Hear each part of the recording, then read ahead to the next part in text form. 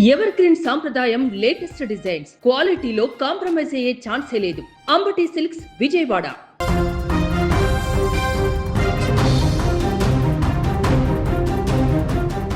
తమిళనాడు రాజకీయాలు ఇప్పుడు ఉత్కంఠభరితమైన మలుపులు తిరుగుతున్నాయి.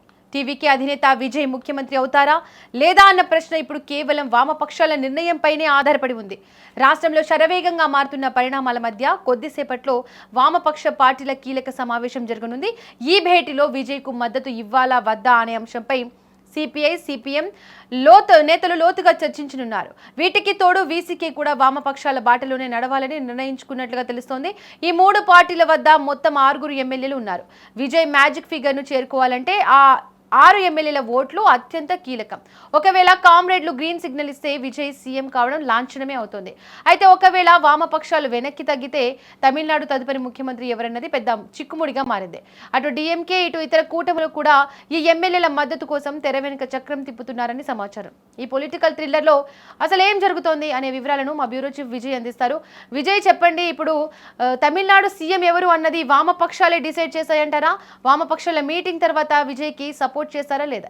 ఎస్, ఇప్పుడు దీపిక, తమిళనాడు రాజకీయం మొత్తం కామ్రేడ్ చేతిలో ఉంది. అంటే వామపక్ష పార్టీలు ఇప్పుడు ప్రస్తుతం సమావేశాన్ని నిర్వహిస్తున్నాయి.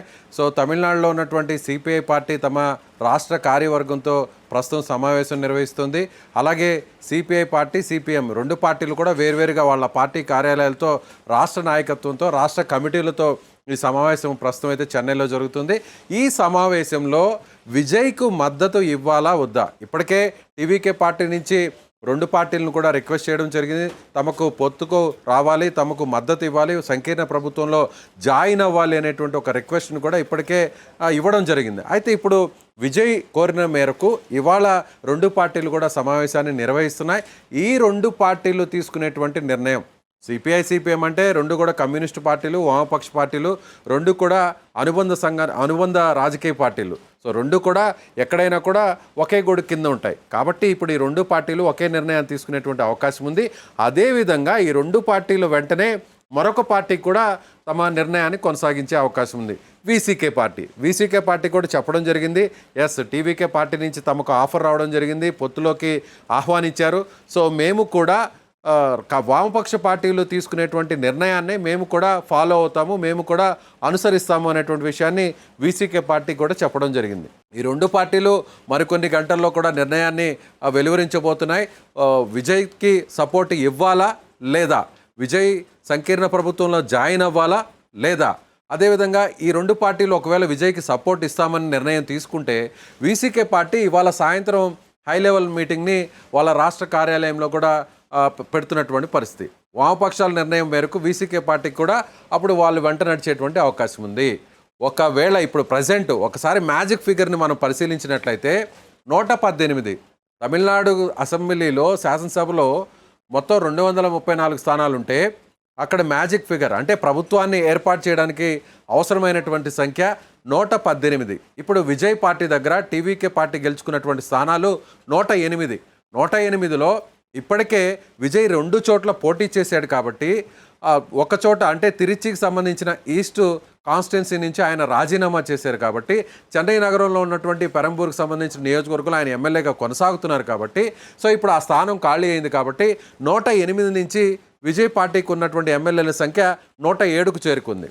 సో దాన్ని పరిగణలోకి తీసుకొని ఒక సీటు ఖాళీ ఉంది. కాబట్టి 234 నుంచి 233కి అసెంబ్లీ స్థానాల సంఖ్య చేరుతుంది. కాబట్టి ఒకవేళ ఓటింగ్ జరిగితే 118 నుంచి 117 మ్యాజిక్ ఫిగర్ వచ్చినట్లయితే అప్పుడు విజయ్ దగ్గర ఉన్నటువంటి 107 ఇప్పటికే కాంగ్రెస్ పార్టీ సపోర్ట్ చేసింది. కాబట్టి కాంగ్రెస్ పార్టీ దగ్గర ఉన్నటువంటి 5 స్థానాలను కలుపుకుంటే మొత్తం ఇప్పుడు విజయ్ ప్లస్ కాంగ్రెస్ని కలుపుకుంటే 107 + 5 అంటే 112 స్థానాలు ఇప్పుడు విజయ్ కూటమిలో ఉన్నటువంటి పరిస్థితి.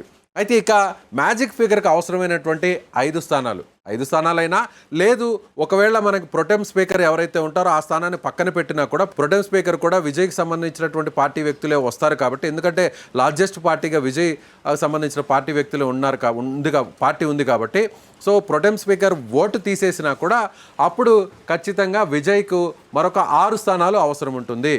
అప్పుడు 6 స్థానాలంటే ఇవాళ జరగబోతున్నటువంటి ఈ 3 పార్టీల దగ్గర 6 స్థానాలు ఉన్నాయి. సిపిఐ దగ్గర 2 స్థానాలు ఉన్నాయి, సిపిఎం దగ్గర 2 స్థానాలు ఉన్నాయి, వీసీకే పార్టీ దగ్గర 2 స్థానాలు ఉన్నాయి. ఒకవేళ ఈ 3 పార్టీలు కానీ ఇవాళ నిర్ణయం తీసుకొని విజయ్కి సపోర్ట్ చేస్తామని కానీ ప్రకటిస్తే ఇక విజయ్ సీఎం కావడం తథ్యం. విజయ్ సీఎం కావడాన్ని ఇంకెవరు కూడా ఆపలేరు.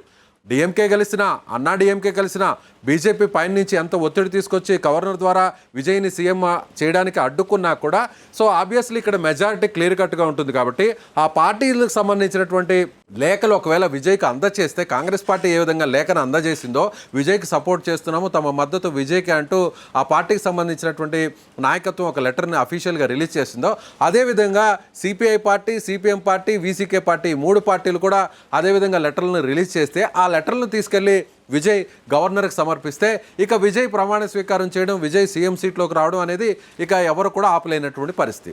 కాబట్టి ఇప్పుడు విజయ్ ఇటు సిపిఐ, సిపిఎం, వీసీకే సమావేశంలో విజయ్కు మద్దతు విషయంలో ఎలాంటి చర్చ జరిగే అవకాశం ఉంది? సిపిఐ అయితే మాత్రం సూచనప్రాయంగా సిపిఐకి సంబంధించినటువంటి నాయకులు మాట్లాడుతున్నటువంటి తీరు ఇవన్నీ కూడా చూస్తే విజయ్కి అనుకూలంగానే ప్రస్తుతం ఉన్నట్టుగా తెలుస్తుంది. ఎందుకంటే కాంగ్రెస్ పార్టీ, సిపిఐ, సిపిఎం ఇవన్నీ కూడా ఇప్పటికే జాతీయ స్థాయిలో కూటమిలో ఉన్నాయి, ఇండియా కూటమిలో ఉన్నాయి. అదేవిధంగా ఆల్రెడీ తమిళనాడులో కలిసి పోటీ చేసినటువంటి కూటమిగా ఉన్న ఎస్పీఏ కూటమిలో కూడా వామపక్ష పార్టీలు సిపిఐ, సిపిఎం, అలాగే వీసీకే పార్టీ, కాంగ్రెస్ పార్టీ ఇవన్నీ కూడా డిఎంకేతో కలిసి ఆల్రెడీ పోటీ చేశాయి.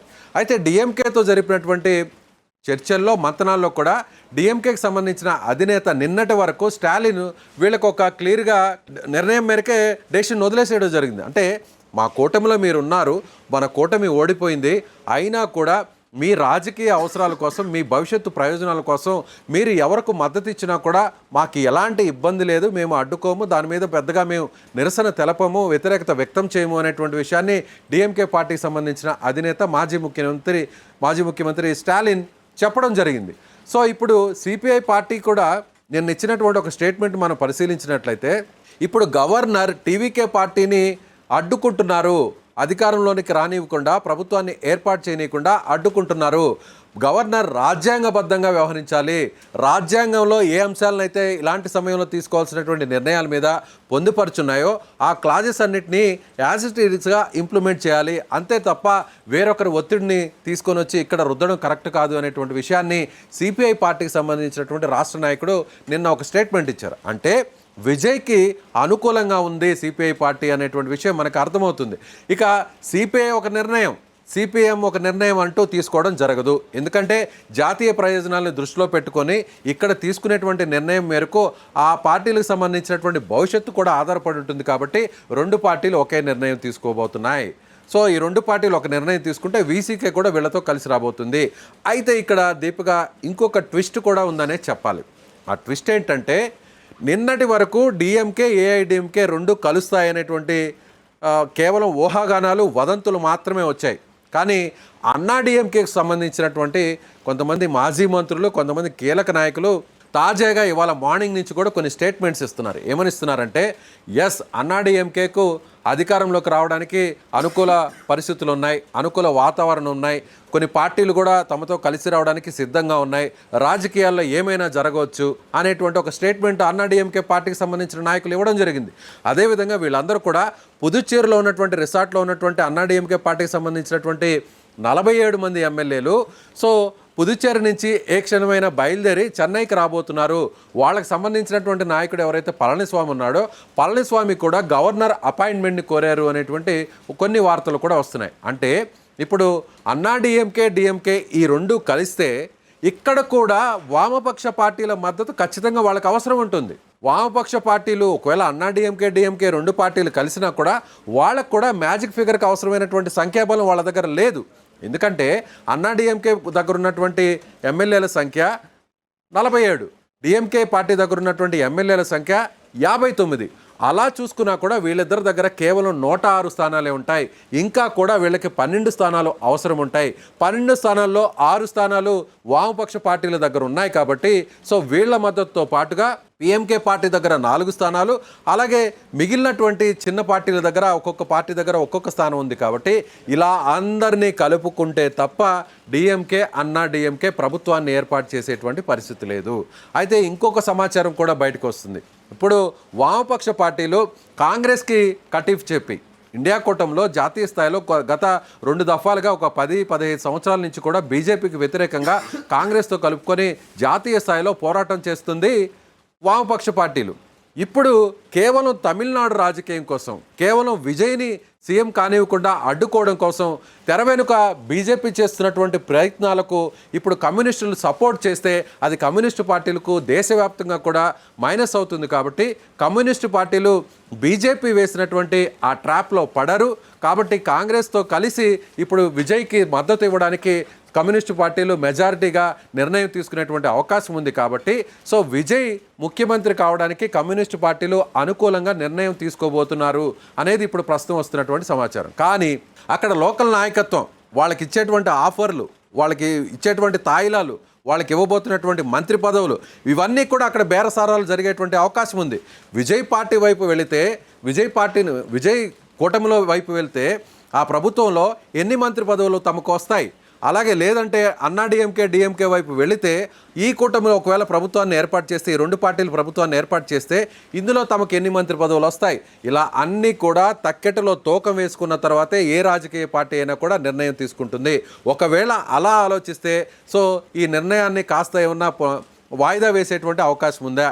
లేదంటే ఇవాళే వామపక్ష పార్టీలు, వీసీకే పార్టీ విజయ్కి సపోర్ట్ ఇచ్చే అంశం మీద నిర్ణయం తీసుకోబోతున్నారా అనేది ఒక క్లారిటీ వచ్చే అవకాశం ఉంది. మ్యాక్సిమం మనకున్నటువంటి సమాచారం ప్రకారం కమ్యూనిస్టులు సిద్ధాంతపరంగా వ్యవహరిస్తారు. ఇప్పటికే అన్ని రాష్ట్రాల్లో కూడా కమ్యూనిస్టు పార్టీ అధికారం కోల్పోయింది. తాజాగా కేరళలో కూడా అధికారం కోల్పోయింది. పశ్చిమ బెంగాల్లో తాజాగా జరిగినటువంటి ఎన్నికల్లో కూడా అక్కడ కూడా అనుకున్నటువంటి స్థానాలు రాలేదు.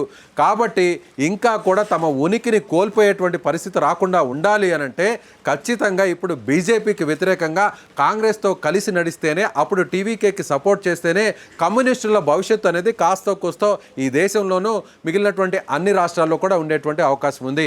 అలా కాకుండా విజయ్కి వ్యతిరేకంగా, కాంగ్రెస్కి వ్యతిరేకంగా వ్యవహరించి కమ్యూనిస్టులు బీజేపీతో పరోక్షంగా కానీ చేతులు కలిపితే అప్పుడు ఖచ్చితంగా కమ్యూనిస్టులకి ఉనికికే ప్రమాదం ఉంది. కాబట్టి దీన్ని కూడా దృష్టిలో పెట్టుకొని కమ్యూనిస్టు పార్టీలు నిర్ణయం తీసుకోబోతున్నాయని చెప్పవచ్చు. దీపిక, విజయ్ ఒకవేళ ఈ వామపక్షాలకు మద్దతు లభించకపోతే విజయ్ వద్ద ఉన్న ప్రత్యామ్నాయ మార్గం ఏంటి? ఖచ్చితంగా విజయ్ సీఎం అవుతాడా లేదా, విజయ్ ప్రభుత్వాన్ని ఏర్పాటు చేస్తాడా లేదా అనేది మరికొన్ని గంటల్లో క్లారిటీ రాబోతుంది.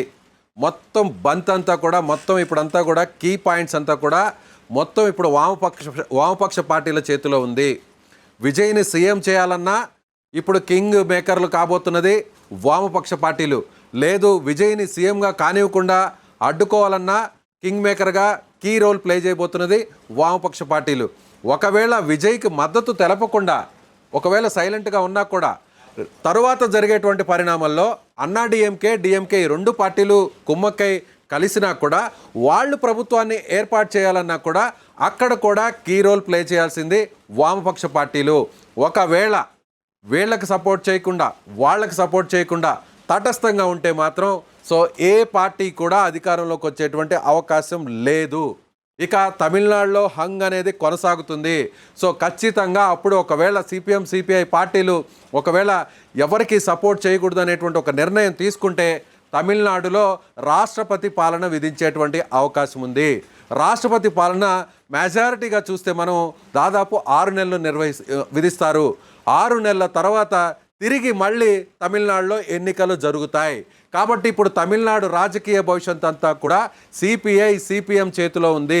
సిపిఐ సిపిఎం తీసుకునేటువంటి నిర్ణయం మీదే ఇప్పుడు వీసీకే పార్టీ కూడా ఆధారపడి ఉంటుంది.